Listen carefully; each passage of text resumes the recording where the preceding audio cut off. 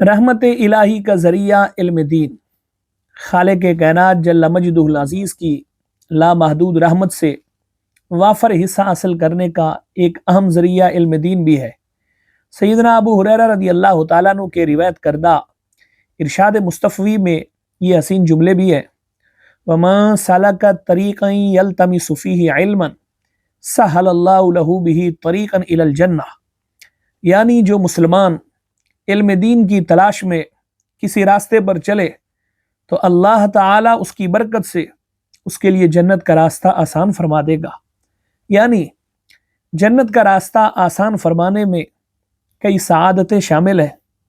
مزید علم کا راستہ کھول دے گا، اس کے لیے جنت والے کام آسان فرما دے گا، ایمان پر خاتمہ سے نوازے گا، نیز حساب میں کامیابی اور پل صراط پر آسانی سے سرفراز فرما کر جنت میں داخلہ عطا فرمائے گا۔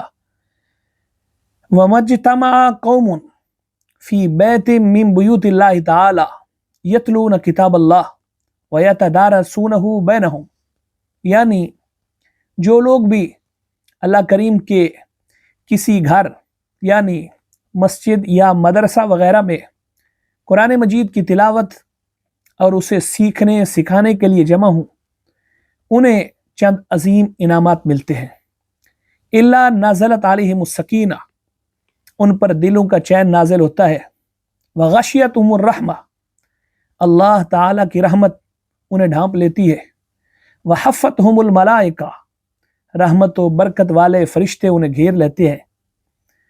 وذکرہم اللہ فی من عندہ، اور اللہ تعالیٰ اپنے مقرب فرشتوں میں ان کا چرچہ فرماتا ہے۔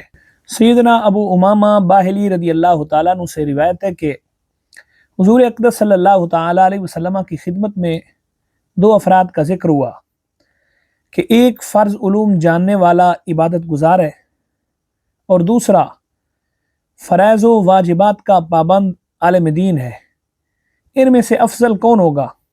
جان عالم صلی اللہ تعالیٰ علیہ وسلم نے ارشاد فرمایا، فضل العالمی علی العابدی کفضلی علی ادناکم، جس طرح مجھے تم میں سے ادنا پر فضیلت حاصل ہے ایسے ہی عالم کو عابد پر فضیلت حاصل ہے۔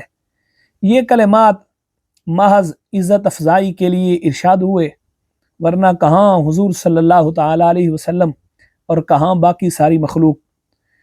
ان اللہ و ملائکتہ و اہل السماوات والارضین حتی النملۃ فی جحرہا و حتی الحوت لا یصلون علی معلم الناس الخیر، لوگوں کو بھلائی یعنی دین سکھانے والے پر اللہ تعالی رحمت فرماتا ہے، اور اس کے لیے فرشتے نیز آسمان و زمین والے حتیٰ کہ چیونٹیاں اپنے سوراخوں میں اور مچھلیاں پانی میں اس کے لیے استغفار و دعا کرتی ہیں۔